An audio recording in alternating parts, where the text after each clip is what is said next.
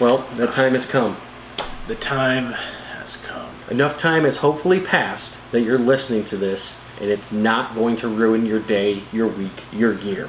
We are talking about the spoilers. Yes, we're going full spoilers, just like we did for Black Panther. We're going full spoilers with Infinity War. Now, do we just build up to it, or do we just tell everybody it would be like that? Oh, I was going to snap you, stole it from me. Well, after he snapped his fingers, if you're still alive in there, we're jumping into Avengers Infinity War, full spoiler alert, spoiler. So if you don't want spoilers, turn it off now. I thought we were reviewing The Stand. Oh. It's kind of like The Stand. Let me get my notes. Wait, The Stand was a movie back in 1988 that was made from a Stephen King book that was incredibly long and, I don't know. We're here to discuss the sex scene in It that did not make it to cinematic film. Ooh, thank God, huh? Yes. Yeah, that's uncomfortable. It is uncomfortable, and that was a very large part of the book. Unfortunately, Stephen King, he got some issues. This just in, Stephen King has issues. Yes, who would have thought? So yeah, Avengers Infinity War, we got the whole gang, the whole ensemble here. They didn't hold back anybody. Spidey shows up even. Spidey becomes an Avenger. Going into this, right, if we do like the kind of film chronology, we have, we start off with Iron Man. Yep. Right, so I'll go all the way back. Okay, so go all the way back. Iron Man 1, Iron Man 2, then Captain America, or was it next was Thor? I believe Thor came next. So Thor came next, right? Well, wasn't it Iron Man, Thor, and then Captain America, and then Iron Man 2? It could be, yeah. So we'll go with that. So the original three. So yeah. Iron Man, Thor, Captain America, the first Avenger, right? And then we had Avengers. Yep. Then we had Iron Man 3, which was a freaking huge movie for some reason. But if you ever saw it, it's like, what is this garbage? It is complete garbage. I mean, there's like maybe a scene or two that are pretty cool. Yeah. Like, but I mean, it basically involves like Iron Man and like some little kid who has a workshop. Of course he does. In the middle of like rural Tennessee or Kentucky mining country. It's such bullshit. Yeah, the third one's garbage. Yeah, and I mean, we're not haters here, but I mean, it's not great. No, like, I'm a fan of Iron Man. I loved the first one. I loved the second one. The first one was really good. I was looking forward to the third one. Then I watched it and said, what is this? You know what's cool, too? Iron Man has rewatchability. Yes, like, when you go back to watch the original Iron Man, it's like, oh, man, I forgot about this. Like, in the cave and with the missiles, I'm like, this is pretty damn awesome. A lot of people don't even like Mickey Rourke, but oh yeah. I liked Mickey Rourke as a villain. Was cool. Yeah, Iron Man 2 was not bad at all, and I liked Sam Rockwell. Yeah, you know, was a Justen Hammer. Yeah, so although that should be my name, Captain Hammer. Are you going to stall or be in some other form of film? Yeah. My name's Justen Hammer, and I'm here to deliver your pizza. That's right, lots of pizzas. So we're clearly talking about pizza delivery videos, right? For Domino's or yeah, of course. So all right, after Iron Man 3, we've got Captain America: Winter Soldier. Yep. Okay, and then after that we have Guardians of the Galaxy. I want to say. Did Age of Ultron come out or before that or? I don't know. We'll say sure. See, I think. One or the other. So let's say Guardians. I'm sure there's a lot of Marvel fans out there that are going to punish us. I'm sorry. Well, I mean, we do our best. We're just trying to lead up to this. We're fans. We do keep up with it, but I am not counting the Incredible Hulk movie because it's not really. Well, I guess we could. So the Incredible Hulk came out before Avengers, didn't it? Yeah. You know, the one where it wasn't quite the one with Edward a sequel Norton. to the Banya one, but it like you could read into it, the Eric Banya one. So. That actually did have the post-credit scene with Iron Man in it, so we do have to count it. So that would be before Avengers. Yeah, that'd be the very first thing, yeah. Yeah. It was the Ed Norton one. Yep. So now we've got our cast of characters. Hawkeye first shows up in the movie Thor. Iron Man 2, Black Widow shows up. So you've got your whole cast of characters going into this. Make up your core cast of Avengers. We forgot Dr. Strange. Dr. Strange comes after Guardians of the Galaxy. Yes. So Guardians of the Galaxy... And then Doctor Strange, Benedict Cumberbatch. So you've got Doctor Strange, and you've got Wong, his faithful sidekick. Wong, and you have Wong. Like he's there. Wong's pretty funny. Yes. Like when he's very deadpan humor, but Wong is pretty funny. I do. I actually I like Doctor Strange. A lot of people didn't like it, but I liked it. I thought the movie was good. I mean, I thought Benedict Cumberbatch did great as Doctor Strange. He can do no wrong. I mean, he showed up in Zoolander 2 and did well. But how do you like this for thought? We have 2 Sherlocks in this movie. Yes, that's true. We have Robert Downey Jr. who played Sherlock Holmes. Yes. And we have a clearly better British TV show. Yeah. For Sherlock Holmes. Yeah. Well, it's funny because Ross was in, Watson is also in the MCU. Yes. And he was just in Black Panther. So, Bilbo. There you go, yeah. That's a little trippy, isn't it? Yeah. Elementary, my dear Watson. They're all connected. Yeah, Connect the dots. So, after Doctor Strange, we've got Spider-Man Homecoming. Yep. Right? And then that leads us to Guardians of the Galaxy Part 2. Yeah, because we won't talk about the other Spider-Mans. Yeah, those are... Well, I mean, the first 2 are okay. I like the third one, man. The third one was okay. Or is that the one with Electro or whatever? No, I'm talking about the third Tobey Maguire one. Oh, the third Tobey. Okay, yeah, you're right. There's a third Tobey. I know a lot of people give this movie shit and all that, but it's got some good parts. It's not the greatest thing, but look, man. I mean, if you're going to watch a movie and it's on TNT or something like that, it's not the worst thing ever. I thought for some reason I skipped the third one and went right into the horrible Andrew Garfield Yeah, ones. I don't like Andrew Garfield, and I mean, I will tell him to his face. I don't like you as Spider-Man. I don't find him bad as an actor. He's just not good as a Spider-Man. He was mean. He was snarky and cocky and everything that Peter Parker isn't. Yeah, I found him very aggressive. Yeah. So. Well, anyway, we got the whole ensemble here. And Civil War. You have to go. Civil War. Yeah. Civil War, which is pretty much, if you've seen nothing else, you need to see Avengers, Avengers 2, Guardians of the Galaxy, yeah, and Civil War. Because everything kind of takes off from Civil War. Mm-hmm. Even past Avengers, Age of Ultron, and all that. Civil War is kind of where this whole storyline picks up. And leading up to this, I'm just going to mention the last 2, Thor Ragnarok and then Black Panther. Yes. And those have led into it. So those will all give you sequentially what will take you to the Infinity War and all there. Yeah. And they've been building on this for the longest time. It is basically about this huge guy named Thanos, who is called the Mad Titan, and he's looking to destroy half the life of the universe. Yeah, and he made his first appearance 10 years ago in the original Avengers. Mm-hmm. That post-credit scene.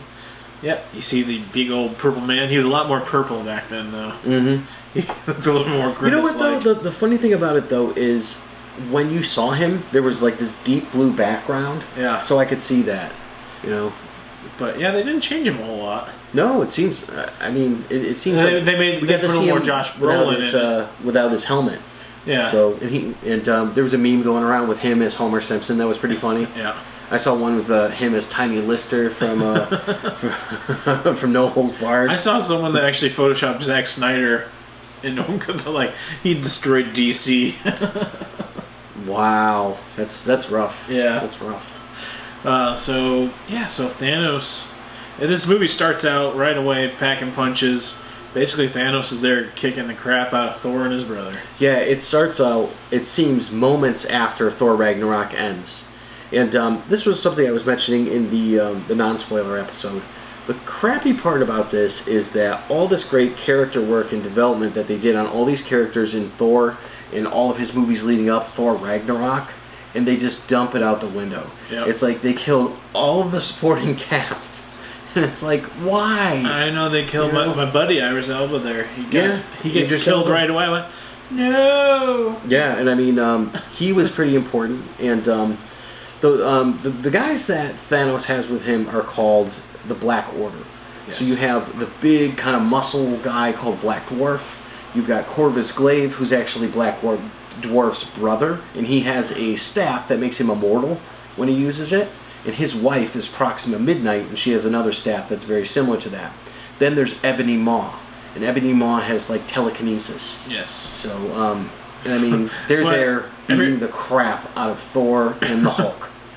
And I know this is later in the movie, but I just have to bring it up. I love that Iron Man refers to him as Squidward. I love it. Yeah, it was so good. He's like, hey, Squidward, It was pretty funny. I laughed. I was like, ha! Right in there. Yeah. It was pretty cool. So we get someone killed right off the start, and it's not It's not a subtle kill. It's a straight up kill. So, first death was not Heimdall, was it? It was Tom Hiddleston's Loki. Yeah, Loki, he gets his neck snapped right in the beginning of the movie. He does what we think he's going to do, and he gives the Tesseract, which he took at the end of Thor Ragnarok, he gives that to Thanos, right? And then Thanos rewards him, by essentially picking him up to choke him after he tried to stab him with a knife. And Thanos could not give any craps, and he's like, yeah, I saw that coming. And they have Thor kind of like contain. They use the sorcery to wrap him up in metal and everything, and he's just gotta watch him do this. And so Thor's just standing there with his one good eye, wrapped up in sheet metal. He can't even speak. And I mean, he just kills him. He just you see his eyes go all embolism, and they just turn red, and he just falls dead to the ground, and Thor's just distraught. Yeah, and then so he calls in his buddy there. Yeah, because Loki thought that he was going to do what they did in the previous movies. He's like, oh, we have a Hulk, and Hulk goes to fight Thanos, right? Yep. And Ebony Maw's like, no, let him handle this. So Thanos is going head to head with the Hulk, right? And he looks like, oh, he's doing great. Oh, wait, no. Boo! Boo! And he just rocks the Hulk with a punch, and Hulk is reeling back and just gets utterly devastated. Not because Thanos is that powerful. He's got the frickin' Power Stone because he decimated the planet of Xandar from the Nova Corps and all that from the Guardians of the Galaxy movie, and he took it. So he's got the Power Stone. Yeah, and he just beats the crap out of Hulk. Yeah, just utterly destroys him. So Hulk's about to die and all that. Yeah. And it seems like with his dying wish, what he's able to do, Heimdall transports him to Earth with the Rainbow Bridge. Yep. Shoots him right back to Earth, and then it cuts to Earth, basically. Yep. Well, not before they kill Heimdall by stabbing him in the gut. Yes. Sadly. Yeah, you're a big Heimdall guy, aren't you? I do. Well, I like him as an actor. Yeah, Idris Elba. Yeah, I think he's a great actor. I think he's very underrated. I find him cliche, and I find him the easy answer to go to for someone. I'm more of a subtle Denzel Washington fan. Denzel's Denzel, but I mean, he did really great. Well, that's my golden standard, I suppose. But if you put him up against The Equalizer, I'd be like, yeah, I want to watch that. So true, but I mean, he did great in Dark Tower and. Yeah, I haven't finished Dark Tower, but from what I saw, yes, he did do great in that. Yeah. But Matthew McConaughey, holy crap! Yeah. Where's his role in this movie? We're like, oh, I'm here, everybody. Hey there. Hey, you got some shiny stones on that gold glove of yours. All right. That would have been great. He comes to Earth and Matthew McConaughey butt naked playing his bongo drums. Oh my god. You're here to destroy Earth. We get the character from Sahara. It's like, hey Matthew, I don't know what's going on here. Oh, we gotta steal those stones. You know what they say about them stones? I get older and they stay the same age. Yeah, all right. That's what we get. That's right, Matthew McConaughey and his tongue-in-cheek humor about date rape or statutory rape. Oh. And now we're all dazed and confused, right? Well, anyway, Thor's falling to Earth. Or not Thor, Hulk's falling to Earth. And he falls into a special place. Yeah, so the ship is ripped apart, right? And remember, Thor's a demigod, and he's just been powered up after, his last movie where one of his eyes was chucked out. Valkyrie, gone. We don't know where the hell she is. Korg, right? The rock person that was hilarious in the last movie. It's like, oh, I stepped on him. Oh, no, I guess he's okay. Gone. Everybody's gone. So there's nothing left. He's got no support, nothing. He's literally just hurtling through space until he hits the windshield of the Guardians of the Galaxy. They're like, ah! Yeah, right. Get it off! Yeah, pretty much. When he meets the Guardians of the Galaxy, it's absolutely... that's why I said it in the announcement. Thor becomes my favorite character. Simple fact, just because he calls Rocket Raccoon Rabbit the whole movie. Come on, Rabbit. Come now, Rabbit. I like the rabbit. It's funny because right away, they look at him and they're like, he's so beautiful, and Star-Lord is all butthurt, and he's like, he's not that handsome. Are you lowering your voice? Like, look at him, he looks like a pirate mixed with an angel. His muscles are made of... Stop massaging his muscles. Yeah, Gamora's like, his muscles are like steel cable, and even Drax is like... That is a man. You are not a man. I gotta talk about the Drax part, right? So... They're basically sharing a moment, right? Because they talk. It comes in just a minute, right? Where Gamora is talking to Star-Lord, and they're basically sharing a moment. And she's like, "I know something that Thanos can't know, and promise me if the time comes, you'll kill me." And she finally expresses her feelings for him and kisses him and all that. And then they look over and they say, "Drax is standing right there," and he goes, "How long have you been standing there?" He goes, "For an hour. I've literally been standing here in this one spot for an hour. If I stand here and don't move, I become invisible." Then he takes a chip out of the bag and eats it. They're like, "You're not invisible. We can watch you. We can see you eat the chip." He's like, so slow. "No, you can't.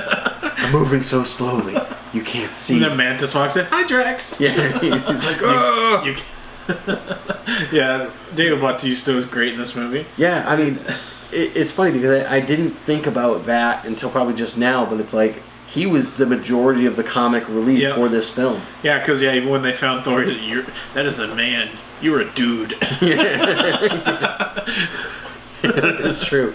It was almost homoerotic between those guys and all that. But I do like it when they have Peter Quill and Thor finally wakes up. Peter Quill's talking to him. "Are you lowering your voice?" "No, I always talk like this." He's like, "Oh, what? I am son of Odin, last of the Asgardians."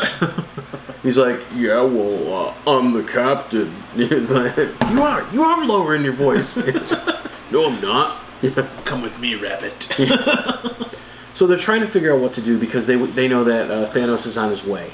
And they know it's bad news. Yeah. They know that he's collecting stones. They know that he wrecked their ship. So Gamora is basically his surrogate daughter. And they go into a little bit of her backstory.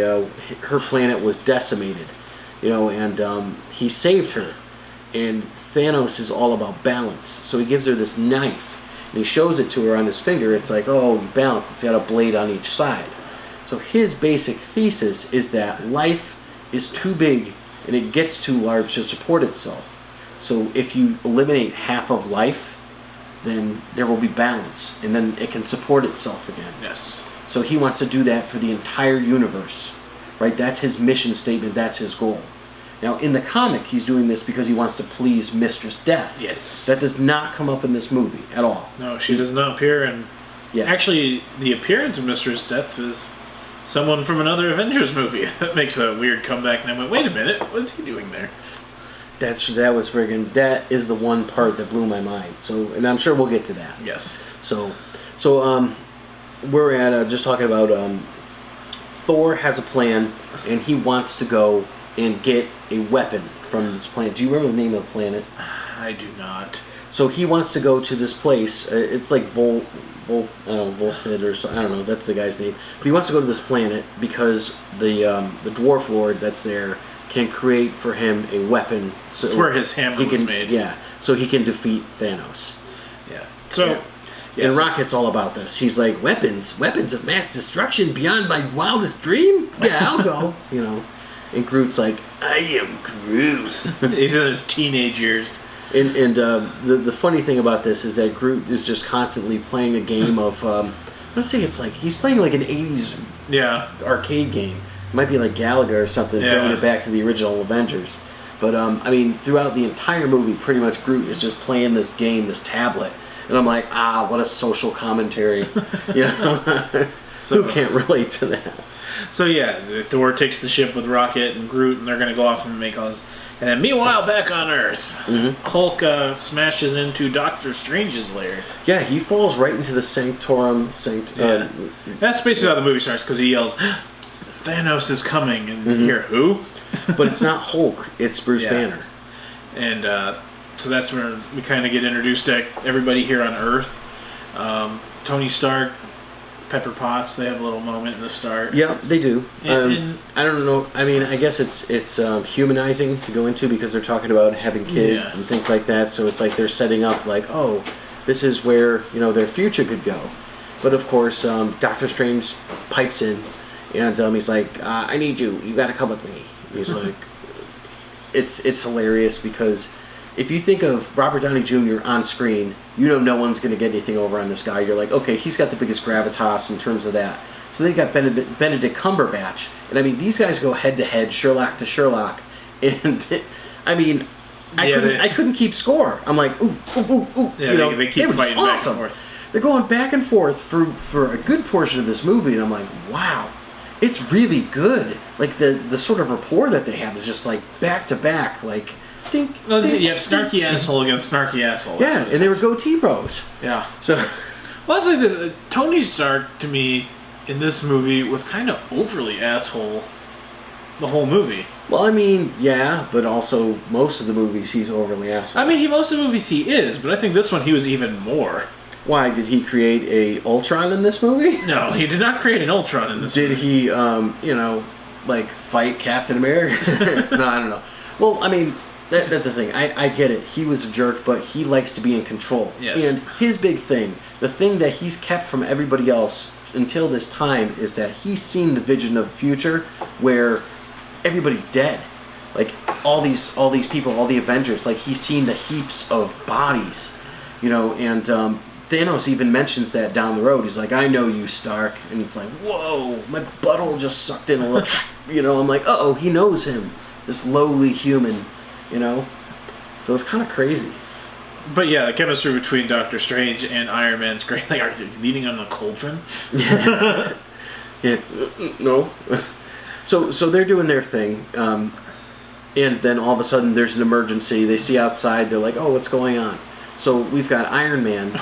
Well, no, here, they say you should call Steve Rogers there. Oh, And yeah. Tony Stark pulls out what? It's a Motorola flip phone. Yeah, an old school flip Yeah. phone to call him. Yeah, 'cause that's at the end of Civil War. He's like, "Hey, if the world's in trouble, give me a call." Yeah. It's his old school phone, so it's like, Virgin Mobile or something. Yeah, it's his old. Yeah, you think Tony Stark's, and then he pulls out this flip phone. It's great. It's like circa 2001. Yeah. It's pretty cool. But- So true. So now they go outside and they run into the Ebony Maw and they run into the Black Dwarf. Yeah, and the they're donut of they're death messing showed shit up. up. They've got this giant space donut spaceship, and they're trying to find the stone. Yeah. The stone that they're trying to find is the Eye of Agamotto. Is Yeah, it? the time stone. The time stone that happens to Yeah, be what? on his necklace. Yeah. So on Doctor Strange's necklace. So they sent these two. One is very physical, which is Black Dwarf. He's kind of like a Hulk. And then you've got the other one, which is Ebony Maw, who does everything. He's very like calculating. He stands like Mr. Burns or something like that, and he shoots stuff out with his. He looks like telekinesis. Squidward, yeah, but acts like Yeah, Mr. Burns. and this is the point where he goes, "Hey, Squidward, shut up!" Yeah. So Tony Stark decides to call in an X Factor here. He calls in Peter Parker, Spider-Man, to help with crowd control. Yep. Right? Pretty awesome. I think, and that's when one of our second fight scenes kind of occur, and my favorite thing is when Doctor Strange takes his arm off. Oh yeah, that is pretty cool. He opens a portal to kind of like a desert nowhere, or was it a snow? Yeah, it's like a snow area. Yeah, and he just opens it up, and then he puts his hand back to him. Yeah, right loses off. his hands. And I mean, he had been going back and forth with Spider-Man, who's like Yeah. trying to beat him up, and I mean, you really get to see when you see Spider-Man go up against a really formidable bad guy, like not someone who's like a regular person, like in the Vulture or anything like that. When he goes up against one of these big heavy hitters, you get to see the power that this kid has, Yeah. and it's really quite remarkable because they really did him proud. So Spider-Man is a badass in this film. Yeah, and so the fighting ensues, and they knock out Doctor Strange. Yep. And they're like, all right, we're going to take him to Thanos. And they, he says, there's a spell and it's unbreakable, so you can't take the stone from me, not while I'm alive. So he says, okay. Then he wraps him up in like a sarcophagus so much and takes him onto his spaceship. Yeah. So And Peter Parker ensues. yeah, Peter chases him. Iron Man says, hey kid, no, you can't do that, because he ends up going too high. And the altitude is like, oh, you can't breathe. Then he says, Friday, his computer system, send out this special module. So we're like, okay, he's sending out. So us, the viewers, were like, oh, wow, he's going to send out like another robot or something to save Spider-Man and all that. No, he sends out the Iron Spider costume that he had from the end of the Spider-Man movie that he was going to give him when he became an Avenger. So, and it hits him, and it's like this big nanotechnology sort of thing that just coats him, right? And you get to see his cool web shooters and all that, and he's like this metallic color. It's a really neat costume design. It is, and it has a special feature. The legs. Oh, it does. It has the, like the Dr. Octopus legs that come out. It's pretty crazy. So, Iron Man decides to stow away on the ship, right, to try to find a way to save Dr. Strange. Unbeknownst to him, he said he wants Peter to leave. Peter didn't leave. So he stuck around, and he's in, like, the landing gear. Something like that. He is, and we get a great reference in this movie, because they're like... God, yeah. Okay, they're like, how do we defeat Ebony Maw? Because Ebony Maw is powerful. And Peter says, let's go with aliens. Yeah, this classic movie, Alien, right? So his plan is to blow out part of the hull and then just let the vacuum of space suck him out into space. So much like Alien, where they killed the alien. Although I don't think he died. I think he just went out. Yeah, I think the alien, just goes out in the movie. But so they have this plan, and he's using what was he using on Dr. Strange? It was like these little. How could we forget the Stan Lee reference? Oh, the school bus driver. So when they call Peter Parker, right? He told his friend, who, if you saw it, is his buddy from the movie. He's like, "Oh, make a distraction." So they didn't have to, because like shit was blowing up everywhere. So he just goes out the window, and goes and hides. And you see that the bus driver was actually Stan Ly. And he's like, "Quiet down, you kids." All right, now going back. Okay, so back, we're on the ship. It was my rewind. Ebony Maw's got these like glass shard pin things inside of Doctor Strange. She's kind of torturing him, but keeping him alive. Yep. And that's when they come up with their plan, and basically Iron Man and Spider-Man just they take him out. Yeah, I mean the plan is basically that they're. Well, I should say there's also a piece of fabric that helps. Yes, another supporting cast member is the cloak. So the cloak from Doctor Strange, which is kind of a sentient magic being, so it helps out. So what they do is they do the plan from Alien, and they blow the hole, and there goes Ebony Maw, and he's gone. And you see him out in space, and he finally crystallizes and dies as he's like just going out, like a bitch. Yeah, and so then the ship they were on getting ready to dock, but instead of docking, it crashes. And they do patch the hole, by the way. So Iron Man has like some nanotechnology foam or something he sprays on it and crap. So they save Doctor Strange, but now they know that they can't control this ship, and it's on autopilot to return to the place from whence it came. Yeah. Planet Titan. Or the moon Titan. Yeah. Yeah, because Titan is a moon. So from there it takes us back to Earth. Where we have Vision and the Scarlet Witch. Yep, they're. We actually forgot to mention in the last one. Yeah, we did, but they were neither of them original Avengers. Yeah, so no. I feel okay about that. And Vision looks a little different to start off. Yeah, since he can change shape and he can change density and things like that, he's showing up as a regular human. So he's dressed as regular Paul Bettany in this one. Yep. Right? And you've got, Elizabeth Olsen, Mary-Kate and Ashley's younger sister. She shows up and they're in love, and they're in Scotland, and they're like, oh, we can only get away because we're on either side. You're on Tony's team, and I'm on Cap's team, and all that. But we love each other, and this works. Yeah. So that's a thing until they get attacked. Yeah. They see it on TV, and they're like, oh, what if we did? And then all of a sudden, Vision gets stabbed right in the back. Yep. Corvus Glaive and his wife, Proxima Midnight, show up. And these are two characters that are alien characters from the Blackguard. Corvus Glaive is supposed to be like the first in charge, but I think in this movie Ebony Maw kind of is. Yeah. But he's got this staff. It's like a double-sided glaive, right? And it's a spear, and it actually affects Vision pretty badly when he actually stabs him.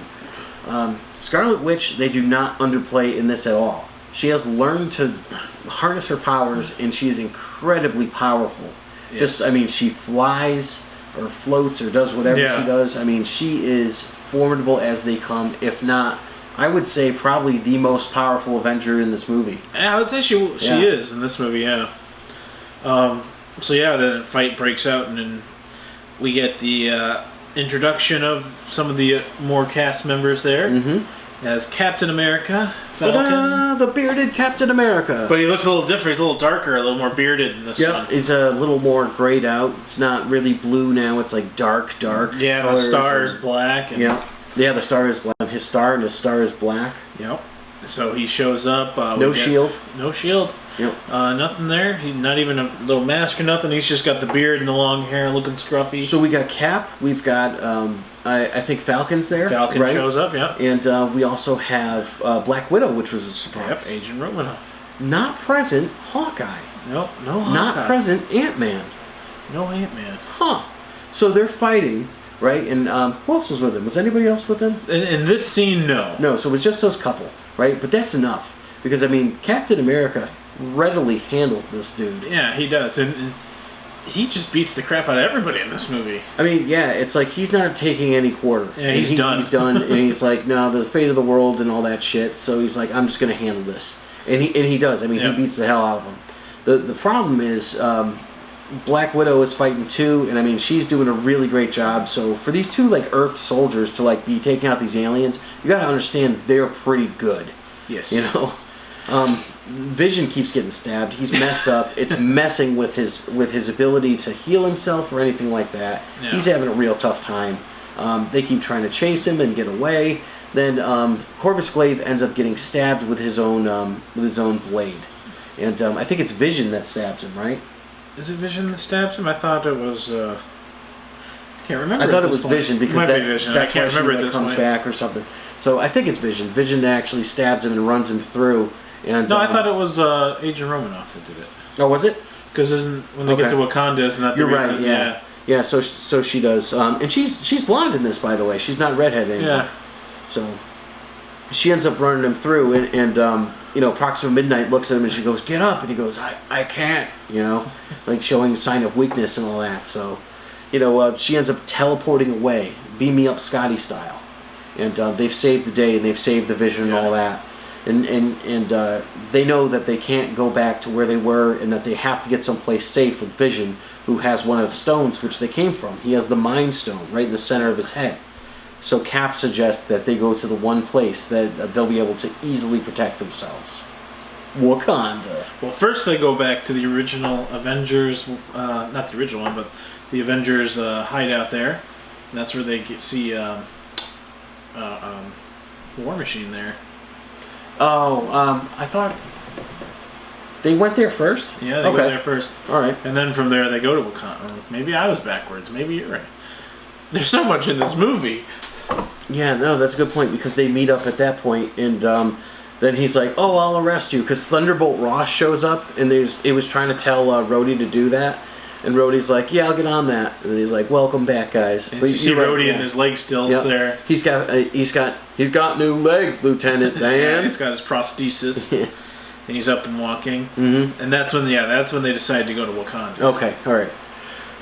Yeah. And because they need to get the stone out of Vision, and they postulate that that's the best way to do it, by going to the most technologically advanced country in the world, which would be Wakanda, and they go to see our girl Shuri. Yep, and they're welcomed with open arms and everything as they land. The Journey song. Yes, they play Journey as they land. They do. Don't stop. Yeah, I was thinking Open Arms, but that's okay. So they're playing Journey, and Steve Perry comes out, and well, actually, they head. Let's be honest here. They land. They go to the land of the silver and gold. Do they? Is that what happens? Well, it's funny because there's so many characters in this movie. Like, I swear that there's room for like all these others. Like, like John Wick's there, and the Bourne, and that guy from The Accountant, and they can't have John Wick because Thanos would be dead, because as the comic that circulated the internet was, there's an Infinity Stone hidden in that puppy. Oh, Thanos rips it apart, and then John Wick walks in. Yeah. Have you seen my puppy? That was like one of the best memes. And memes are never wrong. They're always based in a little nugget of truth. Right? Yes. So who else is there? I think the Rocketeer is there. The Rocketeer. Strawberry Shortcake. What was Shaq's Rainbow superhero? Oh yeah, Kazam. Well, there's Kazam, but was it two different? No, wasn't it Man of Steel? Yeah, yeah. Steel's there. Let's see who else. The late Vern Troyer shows up. None of this is real, guys. You know. But I was never invited. You were never invited. They never called Gotham. Morgan Freeman shows up to narrate that battle. Actually, that was just joking. Gandalf the Grey is there. That dwarf that rode the pig in The Hobbit. Wayne and Garth are there. Wayne and Garth are there. You know, Elliot from the... is that his name? Or Emmett. Emmett from the Lego movie shows up, you know, and the honey, where's my pants guy? And there's even Arnhem. Basically what I'm saying, guys, is there's a lot of characters that are going to show up. Why are you having such a tough time beating the alien? I fought an alien. And without even any dialogue, I covered myself in mud. Was it an alien or a predator? He's purple. Just cover yourself in mud. He can't see you, and then you defeat him. Yeah. I don't think that's going to work, Arnold. Worst come to worst, you call Chuck Norris. You notice Chuck Norris did not show up in this movie? Very irresponsible of him never to show up when the world is in jeopardy. The world's in jeopardy, and where's true. Chuck Norris to be found? You know it's true. Fucking Chuck Norris. Fucking Chuck Norris. Reference to the never seen dodgeball episode. Yes. Oh, you can dodge a wrench, you can dodge a ball. Fucking Chuck Norris. So this is not a dodgeball podcast, right? No. This is okay. I'm just checking. So the Avengers. I'm just checking in case it changes. So let's get back on track. They do have here. a pirate in it, though. It's a pirate angel. Yes.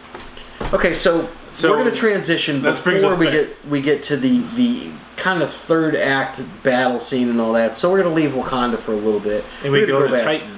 And what's on Titan? Is we get the Guardians of the Galaxy, Tony Stark, Spider-Man. Classic Silver Age comic. I don't know you. You don't know me. You're a bad guy. Let's fight. Let's say this gave me one of the best. Was one of the best scenes that you just hear in the background, and it made everybody in the theater laugh extremely hard when Peter. Is Footloose still the best movie? Oh, and then you hear Spider-Man in the background going, "It never was." Yeah, pretty much. And you know. So we should mention, as Thanos has been collecting these stones, he stops to the Collector because we know the Collector had the Aether. Yes. Right? Or the Ether, which was from Thor, the Dark World. Right? So they actually go into a Snatch reference because, the actor that played the Collector, Benicio del Toro, he played Freddy Four Fingers. And they go, where is the stone? And I'm sitting there going, ha! It was pretty cool. But it was this whole big ruse because Thanos knew that he had to get information out of Gamora. So the Guardians show up and they're just being hilariously bad at everything. And Thanos is showing his power. He has the reality gem, which is the ether. Yeah. Right? And he already has it. And he's just been totally just screwing with everybody's head. So they get there. He turns Drax into blocks, cubes, yeah, which is what he did in the comic book to Nova, where he turned into Legos, and then he turns Mantis into ribbons, which is pretty much what he did to Wolverine. Yep.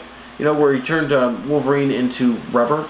So there was that whole piece, and then he's just looking and staring down Star-Lord, and Star-Lord is trying to keep his promise to Gamora, but he loves her, and she's like, "Do it, kill me," and he's like, "Yeah." Kill her, and he puts her head right against the gun in like this utter defiant move, and you're like, oh, what a fuckhead, you know? And there's this scene right before this where he just totally MacGuffins her, and it shows her like stabbing him. So right, like Gamora stabs him in the neck, and he's like, "Daughter, no!" And she just goes to fucking pieces on the floor, and he goes like this, like Loki, like it was this big ruse, and he's like, "Is that love you have for me in there, daughter? I thought that might be in there."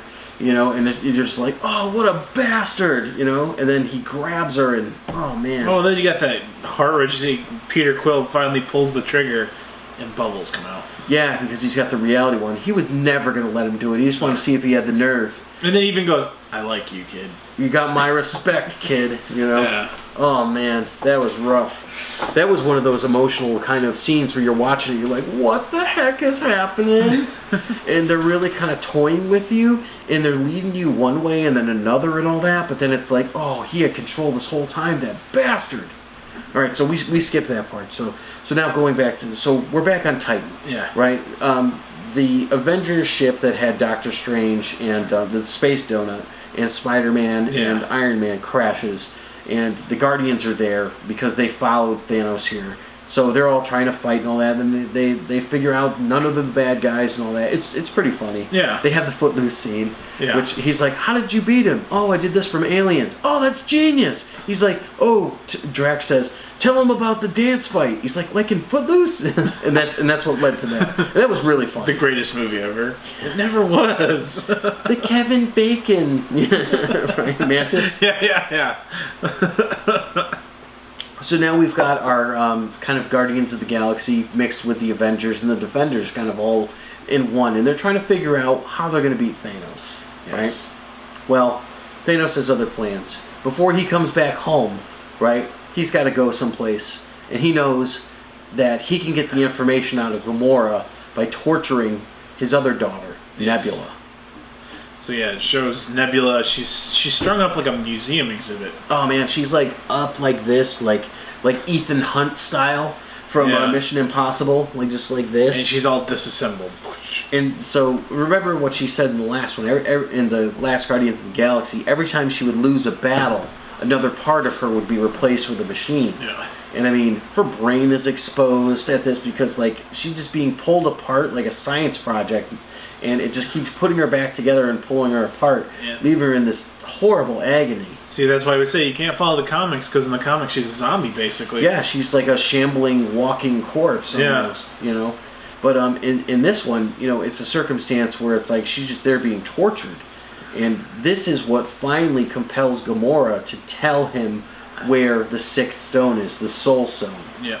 So, and the Soul Stone is on a planet that none of us have heard of until this point. Volmer. Yeah, so it starts with a V. So. Yeah. And they show up, and there's somebody there to greet them that even I said, what the hell is he doing there? This was the biggest what the hell moment in the movie for me, because I heard the voice and I said, I know that voice. Yeah. I know that voice. Who is that? And then people are like, sit down. So sit down, you SOB. And I did eventually sit down. But I look, and then you see it looks like a Dementor from Harry Potter. Yeah. It's sort of this like swirling mist about it, and it's just like it's a Holocaust cloak. Yeah. And it's not Andre the Giant. If only he said that. I like your cloak. It's a Holocaust cloak. What'd you do with that wheelbarrow? I put it over the albino. Jog his memory. I think I jog it too hard. That's right. It's Fezzik himself. It's Varzini, and he goes, inconceivable! How could you find all 6 Infinity Stones? And then Diego Montoya pops out. You killed my father. Prepare to I've been die. in the revenge business for so long. I don't know what I'll do now. Thanos, you killed my father. Prepare to die. He killed a lot of people's fathers, to be fair. Yeah. Well, anyway, so Red Skull shows up. Yeah, it is the Red Skull. Last seen holding the Tesseract and sent into, looked like a disintegration or something like that. Apparently not. Yeah. I mean, I thought he was gone. Well, I thought so too. And then he comes back and he shows up, and I'm to call Mr. White. Apparently, the Red Skull and his son were a different story altogether. I call Master White, but unfortunately T-Mobile doesn't get service. Some men just want to watch the universe burn. Thanos is, they're giving the speech of how he can get the stone, and he has Gamora, and basically he has to give a soul to get a soul. Yeah, and he needs to lose something that he loves. And Gamora's like laughing, going, he's not going to do anything to himself. He's not going to do anything. He doesn't have any love in his body. Yeah. And you look back and you see him, and it's like, what is he doing? He's just standing there, and he's just like a single solitary tear comes down because he knows what he has to do. And she's just like, oh, hell no, like Will Smith. Oh, hell no. He loves Gamora. He saved her. He wanted the best for her. He wanted her to be with him and share his vision, share his life. And he loves her like a daughter. But he's still going to fucking kill her to get what he wants. Yeah, he just throws her over the cliff like a rag doll, just because the Soul Stone, and I mean, in the comics, the Soul Stone is a living entity, like a vampiric sort of energy vampire. Yeah. Right? So, things like that. You know, and in here, it's not exactly like that, but you have to give up something that you love, and it has to give its life for you to possess the stone. So it's not without its cost. Yeah. And he does so, and he gains the stone. So now he has almost all the stones. Yes. And there's just the 2 stones remaining. so he gets that one, and then that takes us to Titan. Where he meets everybody that's chilling on Titan. And they have a plan to get basically everything from him. They have a pretty good plan. It gets to an epic fight scene. So if you've seen the preview for this, right? You know, you get the whole Star-Lord and the Tony Stark where he's like, I like your plan except for one thing. It sucks. And I'm going to do the plan because your plan's terrible, right? So you get like the kind of the ego thing that you had between Cumberbatch and Downey Jr., but now you've got, you know, Chris Pratt doing it, and it's like, okay, this is kind of hilarious because he's clearly not in the same league. But truthfully, he does come up with a pretty good plan. Yeah. You know, and he even reminds him, he's like, my plan, remember? You know, it's like... But Peter Quill's ultimately the reason the plan fails. Yeah, he is. Because it's epic. I mean, Thanos grabs a moon.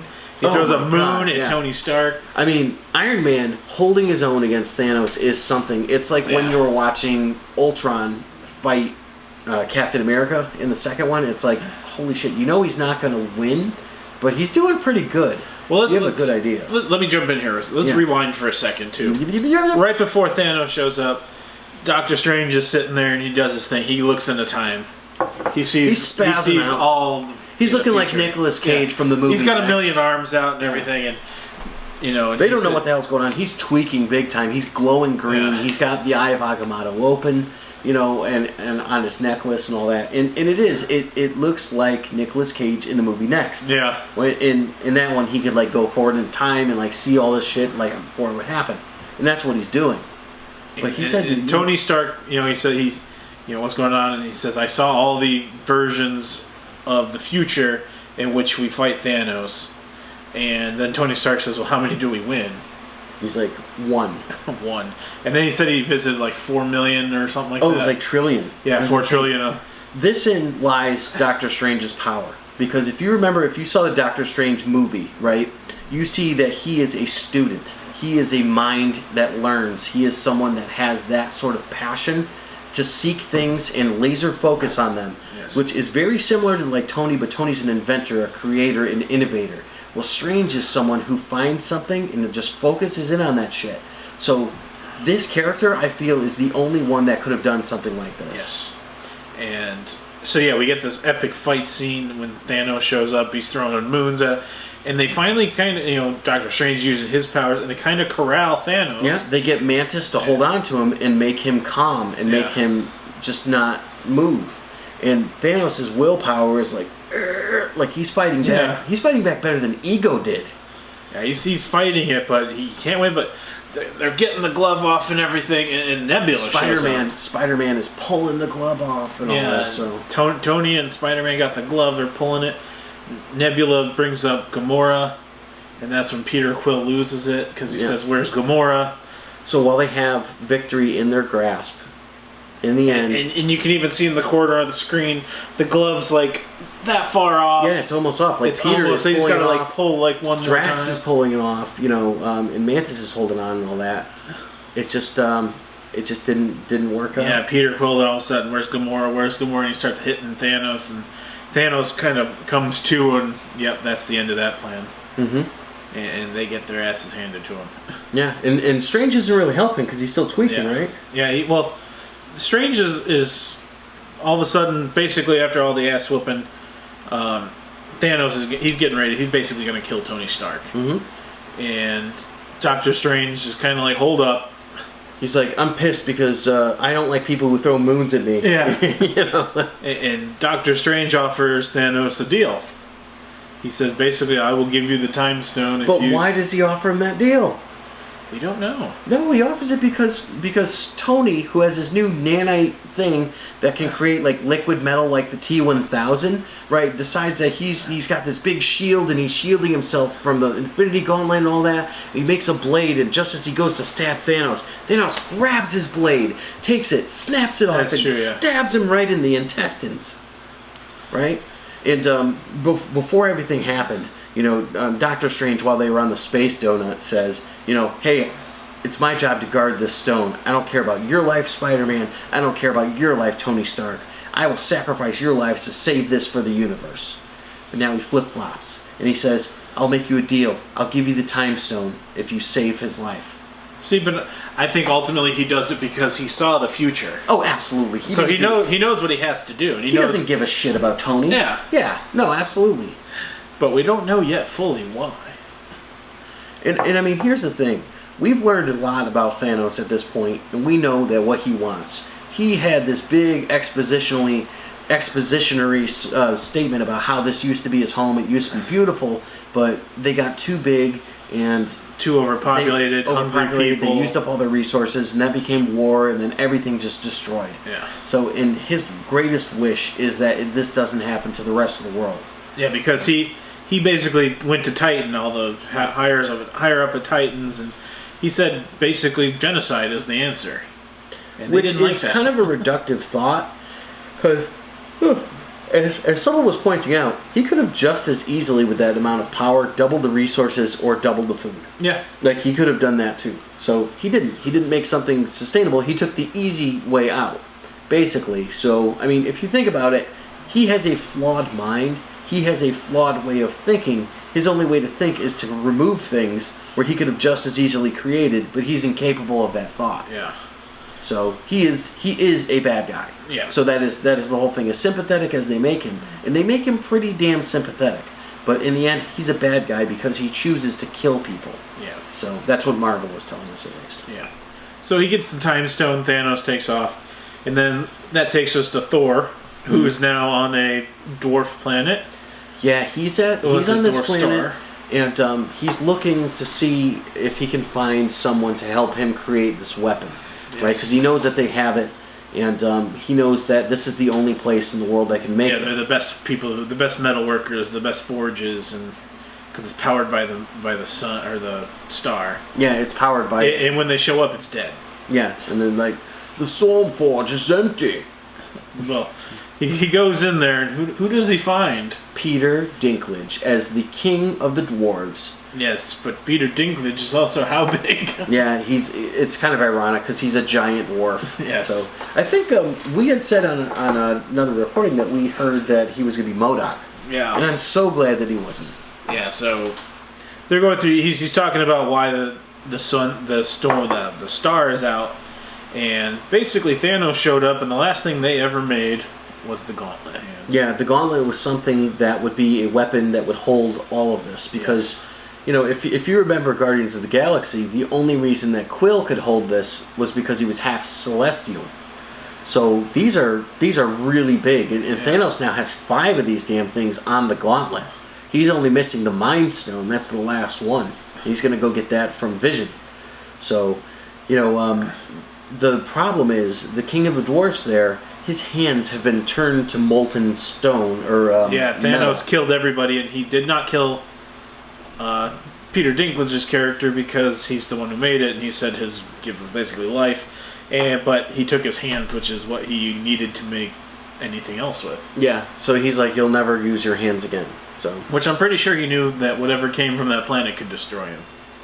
Yeah, or that star, I should say. I keep calling it a planet. But that's the thing about Thanos is he is one of those characters that leaves things to chance because he doesn't give others credit. Yeah. Like Doctor Doom is very similar to that. He's like, oh, those simple-minded buffoons could never think of something to get through my plan. Thanos is the same. Like, he leaves all of these little ways that he almost creates. And for the longest time, they said that he has this subconscious will to fail. Yeah. And it's funny because there's always this way that he would find a way to fail. And they kind of allude to this a little bit with some of the choices that he makes, but they don't go into it completely in the movie. Yeah. So basically, he's talking about Thor's hammer. He talks about how it's broken. So they talk about making a new weapon. A weapon for a king. And everybody's super excited over this weapon. I call it Stormbreaker because I drink and I know things. Game of Thrones. Yes. Yeah. So they have to restart the star. And so, him and Rabbit, Yeah. they get on the ship and they're getting this, these kind of rings around the star going, which is going to fire up the star, which is going to fire up the kiln and get all the stuff going. And it looks like the engine on the Event Horizon. It does. Yes! Because it's... and that leads us to the best Peter Dinklage quote in this movie, because it has to fire through this kind of hole as I just go like this. Yeah. And it jams, and so Thor has to get in there to move it.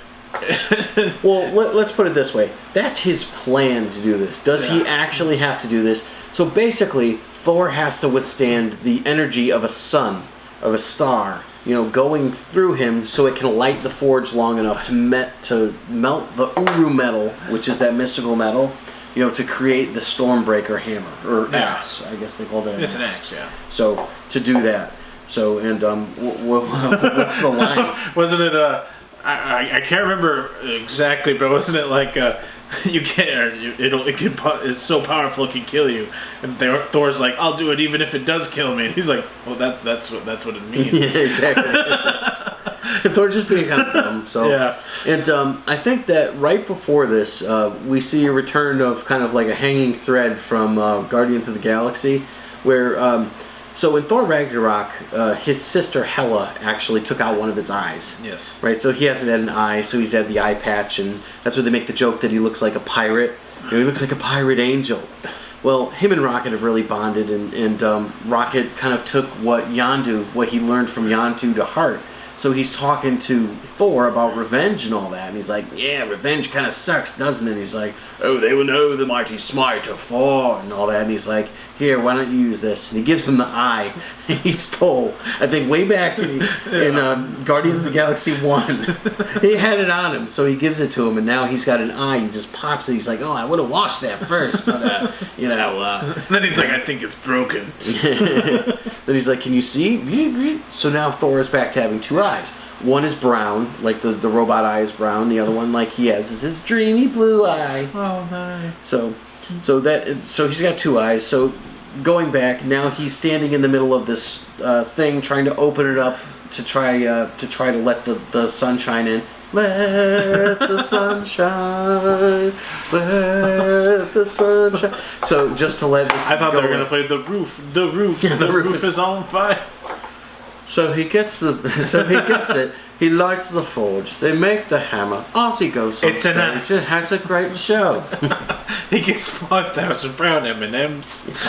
He gets the M&Ms. Ozzy goes on stage and Thanos is happy. As you'd expect, the axe gets made. Only problem is, right, there's no handle. He can't find it. And Thor has been basically burnt to a cinder. And he's just kind of sitting there like this.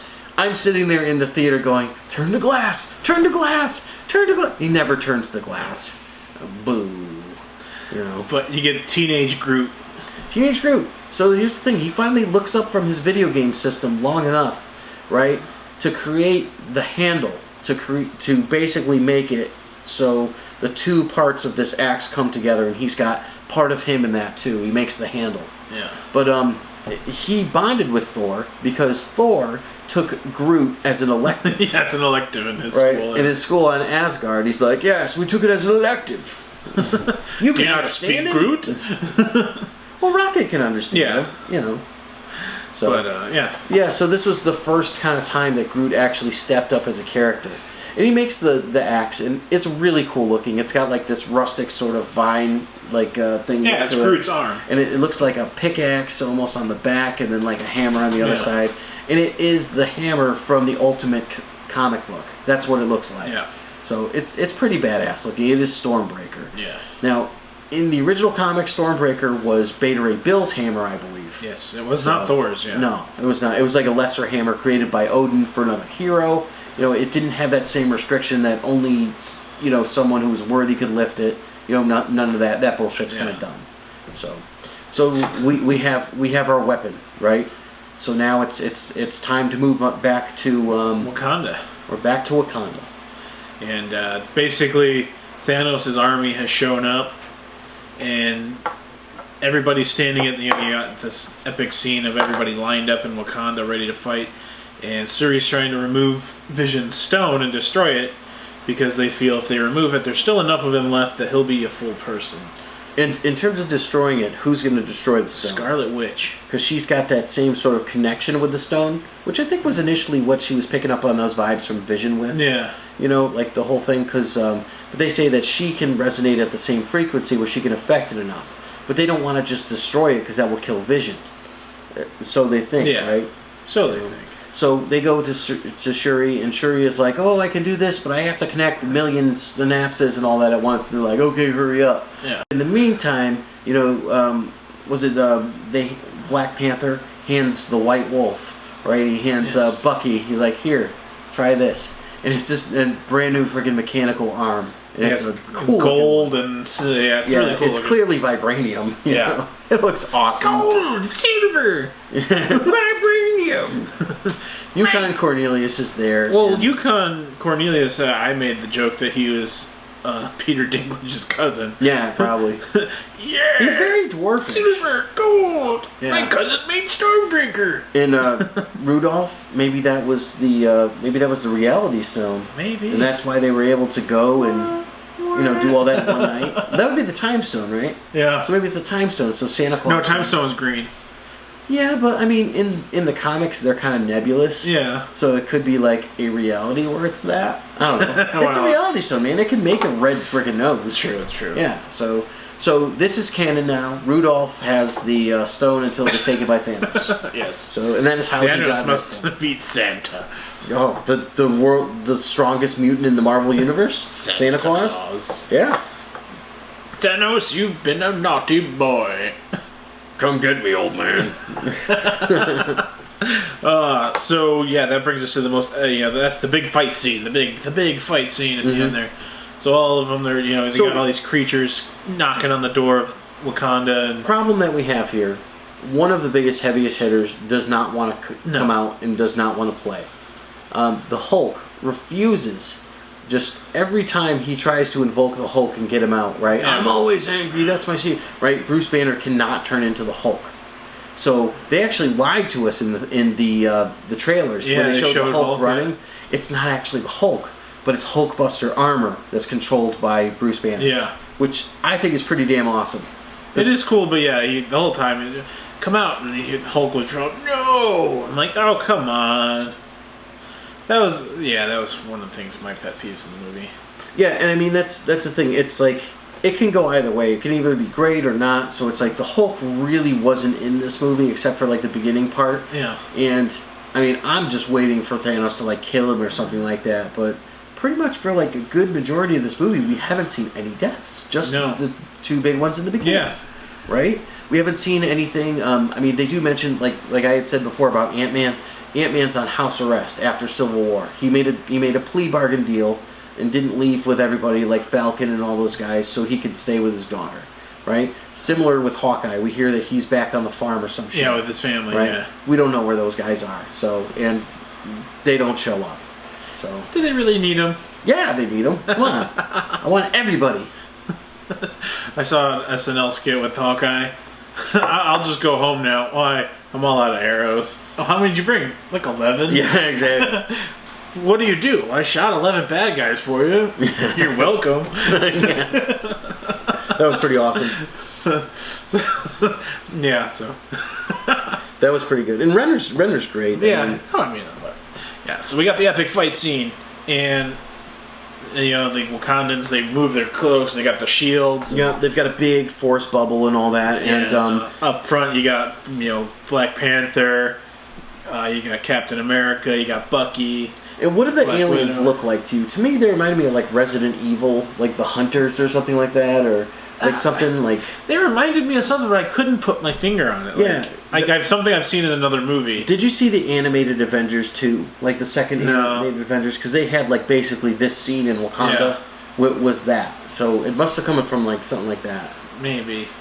So yeah, then you got T'Challa's like, hey, you basically open the fence, and they open like a little tiny bit just to filter. Wait. Best fucking part of the movie. The ape men show up. Yes, your favorite people. M'Baku and the ape men show up, standing side by side with T'Challa.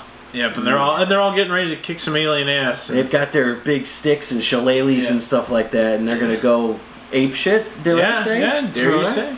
Yep. But yeah, basically, they just start whooping ass, and I mean, they're taking them out left and right. Yeah, I mean, we've got an Iron Man there basically because we have Rhodey. Yeah, Rhodey's right, who's there. flying around with Falcon. You know, but they're just kind of dropping bombs and stuff. Yeah, they're doing that, and they're doing their thing, and I didn't see any attack rhinos, which bugged me. No attack rhinos. I'm like, all right, you know. So, and Shuri's still doing her thing, trying to get this going, and Proxima Midnight comes out with Black Dwarf with his new robotic arm and all that. He does not fare well. He ends up facing off against the Hulkbuster, right, and Bruce and all that, and he ends up ripping off Bruce's mechanical arm and all that. But then they end up just killing him horribly. Yes. He does not have a chance in hell, really. No. So he's like a red shirt. Yeah, and they're fighting and all this stuff, and they release these giant like chainsaw things that eat up the ground, and and I mean they're holding back Scarlet Witch because they want Scarlet Witch to, as soon as they can take out the Mind Stone, they want her to destroy it. Yeah. Right. So she's holding back until she can't hold back anymore.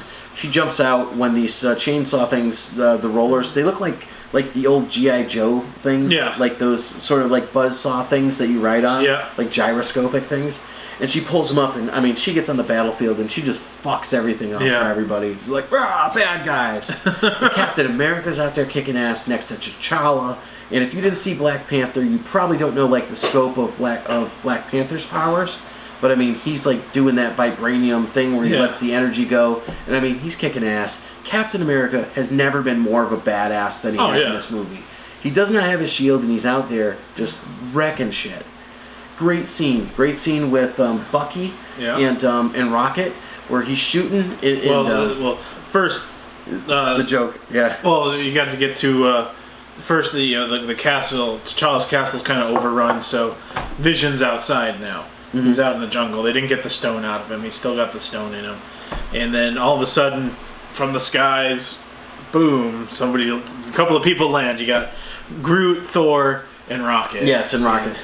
And Thor's got Stormbreaker now, and he's just fucking them all up. He levels them like the entire first wave with it is like that scene in Ragnarok where you start hearing Immigrant Song. Yeah, and it's just like that's the moment you're just like, Thor, fuck yeah, because he has vengeance in his heart. Yeah, and you can feel it in just all of the people he's killing. He is not doing anything other than laying waste. Yes, he is laying waste to those he sees and hearing the lamentation of their women, and the street is flowing red with the blood of the non-believers at this point because the dude is full on God mode. He's out there wrecking shit.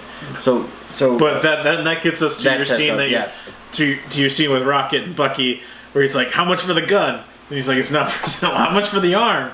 "It's not for sale." "I'll get the arm." So then all of a sudden Bucky is firing, and then Rocket's firing, and then Bucky just goes over. He grabs Rocket, and he's like swinging him around. They're both shooting around in circles. I imagine some friendly fire taking out some of the T'Challa's people. The Dora Milaje are there, right? Okiyoe and all that, and I swear that they reused some of them from the other movie that died fighting Killmonger. Probably. So I'm like, let it go, But they're out there kicking ass. They really didn't get featured that much in this battle, which is a shame because I thought that they would have probably kicked some major ass. They were probably better fighters than anybody that we've seen. Definitely Black Widow, and then they Black Widow, man, it's like they souped her up big time. Yeah, she's kicking ass more than like Captain America. Like she's got no powers at all. And you got all these African warriors that have been trained from birth to do this, and she's beating up more people than her. Yeah, she single-handedly takes on the alien Proxima Midnight and kills her basically until I think she gets crushed by one of those chainsaws. She does, yeah, because Scarlet Witch turns it and it right over her. So that happens, right? Yeah, and then it becomes a scene where Vision is out there and Scarlet Witch is out there and she's getting ready to try to destroy this, and a portal opens. We see our purple-faced Grimace, I'll call him. Yeah, he shows up. Thanos walks through, and he's got all his stones, yeah, except for the Mind Stone, the last one he's going to get. And then they come up with the conclusion, you can't take it out, so just kill me, basically. Yeah. So he tells Scarlet Witch, just kill me, and she doesn't want to. But before that is that scene that you saw in the trailer where Captain America shows up, right? And he's trying to face down Thanos, and he has no chance at all, right? And Thanos pretty much backhands him and just knocks him unconscious. Yeah, all the Avengers are showing up trying to hit Thanos, and he's just ping, ping, ping. Oh yeah. But that gets us to a really cool scene. Scarlet Witch, she's got she's doing her thing, and the Infinity Stone busts. She has enough power to break one of the most powerful artifacts in the entire universe. Something that these Infinity Gems were sent out with the Big Bang. And they're each a piece of reality, time, power, soul, mind, all of that. She has enough power where she can actually do that, which really, she's pretty OP. Yeah. It's pretty crazy. So, boom, it blows up, Vision's dead. And turns gray. And you get this moment of like, oh, maybe they stopped him, and Thanos kind of like laughs. And yeah, he's like, oh, I'm impressed. But he's just stone-faced, and he's like, oh, okay. And then, he reverses time. He does the exact same thing that Dr. Strange did to Dormammu when he goes, like he's turning a dial on a clock. And he sets everything back, and then he goes and he gets the Vision, plucks it out, right? Takes out half of Vision's head with it, and he just goes straight to the ground, turns like slate gray. Yeah. It was like really shocking, because now it's like, uh-oh, someone else just died. We're like, oh shit. Yeah. Wait, get ready. It gets worse. So he gets he's got them all now. He's got all the Infinity Stones in there. But then you do get an awesome scene right before that. All of a sudden, the thunder, the lightning, his Stormbreaker flies in. He's pissed off. He wants vengeance.